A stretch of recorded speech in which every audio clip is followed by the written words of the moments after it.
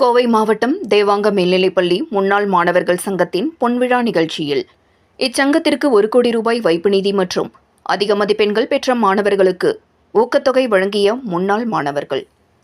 கோவை ஆரியஸ்புரம் பகுதியில் இயங்கி வரும் அரசு உதவி பெறும் பள்ளியான தேவாங்க மேல்நிலைப்பள்ளியில் கடந்த 50 ஆண்டுகளாக செயல்பட்டு வருகின்றது.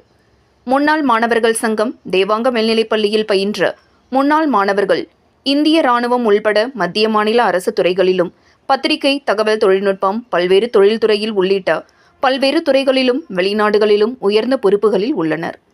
கடந்த 50 ஆண்டுகளாக செயல்பட்டு வரும் முன்னாள் மாணவர்கள் சங்கம் சார்பாக பள்ளிக்கு தேவையான பல்வேறு உதவிகளை தொடர்ந்து செய்து வருகின்றனர்.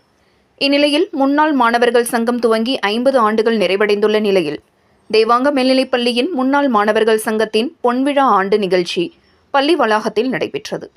முன்னதாக நடைபெற்ற பொதுக்குழு கூட்டத்தில் உபத்தலைவர் ஜெகதீஷன் தலைமையில் நடைபெற்ற இந்த நிகழ்ச்சியில் பொதுச் செயலாளர் பசுபதி, இணைச் செயலாளர் முருகானந்தம், பொருளாளர் சுகுமாரன் உள்ளிட்ட நிர்வாகிகள் பலர் கலந்து கொண்டனர். பள்ளியின் வளர்ச்சியில் தொடர்ந்து பல்வேறு திட்டங்கள் செயல்படுத்துவது குறித்து ஆலோசிக்கப்பட்டது. இந்த நிகழ்ச்சியில் பள்ளியின் முன்னாள் மாணவர் அழகிரி தாமோதரன் என்பவர் முன்னாள் மாணவர் சங்கத்தின் வைப்பு நிதியாக ரூபாய் 1 கோடி வழங்கினார். தொடர்ந்து சாதனை புரிந்த முன்னாள் மாணவர்களுக்கும் ஓய்வு பெற்ற ஆசிரியர்களுக்கும் நினைவு பரிசுகள் வழங்கி கௌரவிக்கப்பட்டது. அதனைத் தொடர்ந்து இந்த ஆண்டு அதிக மதிப்பெண் பெற்ற மாணவ மாணவிகளுக்கு ஊக்க பரிசுகள் வழங்கப்பட்டது.